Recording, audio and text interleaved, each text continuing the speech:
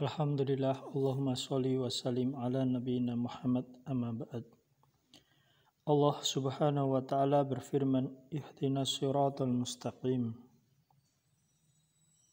Tunjukilah kami, ihdina as-sirata, jalan al-mustaqim yang lurus. Tafsir Al-Quran, tafsir surat Al-Fatihah, ayat yang kelima.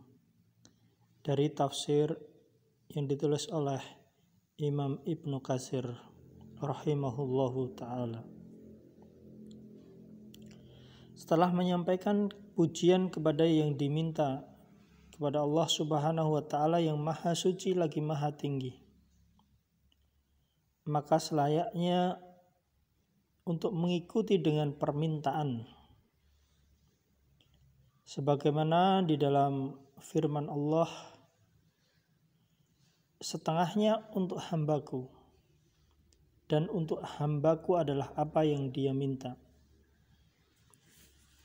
Sebagaimana di dalam hadis qudsi. Ini merupakan perbuatan pemohon yang paling sempurna,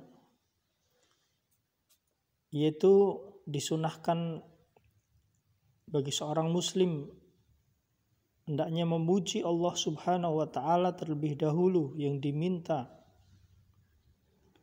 Kemudian setelah memuji Allah, baru kemudian memohon pertolongan, memohon kebutuhannya, maupun kebutuhan bagi kaum muslimin sekalian. Maka di dalam surat Al-Fatihah ayat kelima ini adalah sebagai bentuk permohonan. Ihdina, tunjukkanlah kami, as-sirat, jalan al-mustaqim yang lurus. Maka hamba sesudah memuji Allah, hamba menyanjung Allah, hamba mengagungkan Allah dengan sifatnya. Allah subhanahu wa ta'ala Rabbul Alamin, Rabb semesta alam, Ar-Rahmanir Rahim, yang maha pemurah lagi maha penyayang, Maliki Yaumiddin, yang memiliki hari pembalasan, yang hanya kepada Allah seorang hamba mengkhususkan ibadah dan pertolongan. Iyyaka na'budu, hanya kepadamu lah ya Allah kami beribadah. Wa iyyaka nasta'in, dan hanya kepadamu lah kami mohon pertolongan.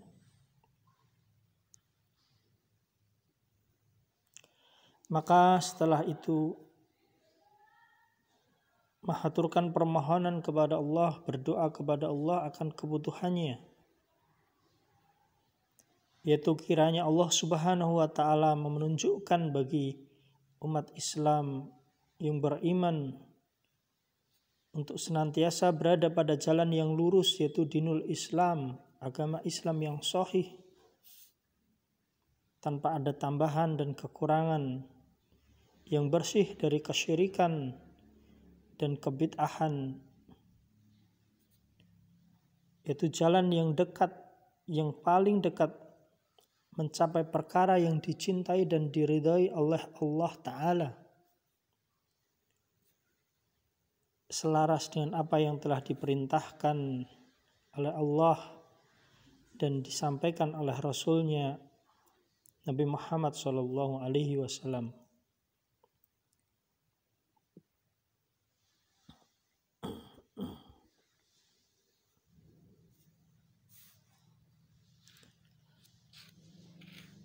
Hal ini sebagaimana Dhannun alaihissalam. Allah berfirman melalui Dhannun alaihissalam, La ilaha illa anta, tiada Tuhan kecuali engkau, maha suci engkau, sesungguhnya aku termasuk orang-orang yang zalim. Maka Dhannun, yaitu Nabi Yunus alaihissalam, ketika ditelan ikan paus, maka beliau bertawasul dengan mensucikan Allah, mengesahkan Allah, menetapkan dan mengakui dosa-dosanya yang telah mendolimi dirinya sendiri. Dia bertobat kepada Allah, menyesal.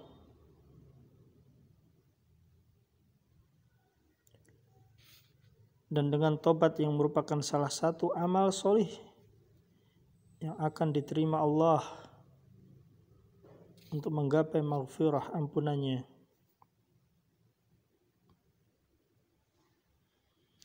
Hal lain sebagaimana juga ketika Nabi Adam alaihissalam dan Sayyidati Hawa, tatkala keduanya melakukan kesalahan berupa pelanggaran, maka keduanya berdoa, ya Tuhan kami, Rabbana Dhalamna anfusana, kami telah menganiaya diri kami, wa ilam taghfir lana, jika engkau tidak mengampuni kami, wa tarhamna, dan merahmati kami, lanakunanna minal khasirin, sesungguhnya kami pasti akan termasuk orang-orang yang merugi. Itu adalah kata yang diterima Nabi Adam alaihissalam dari Allah Subhanahu wa ta'ala. Kemudian Nabi Adam pun bertobat kepadanya.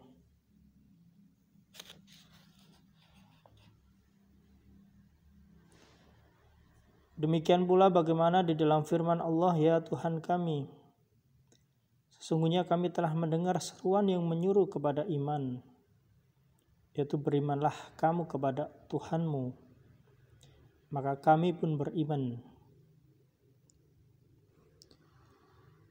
Dan tidak diragukan lagi bahwasanya iman kepada Allah dan Rasulnya merupakan pokok dari amal solih. Maka setelah mempersembahkan kehadapan Allah amal solih berupa keimanan, maka setelah itu dilanjutkan dengan menuturkan kebutuhan berupa permohonan, memohon ampun kepada Allah. Ya Tuhan kami, ampunilah kami dosa-dosa kami dan hapuskanlah dari kami kesalahan kami, dan wafatkanlah kami beserta orang-orang yang berbakti. Inilah yang diajarkan oleh Allah Subhanahu wa ta'ala.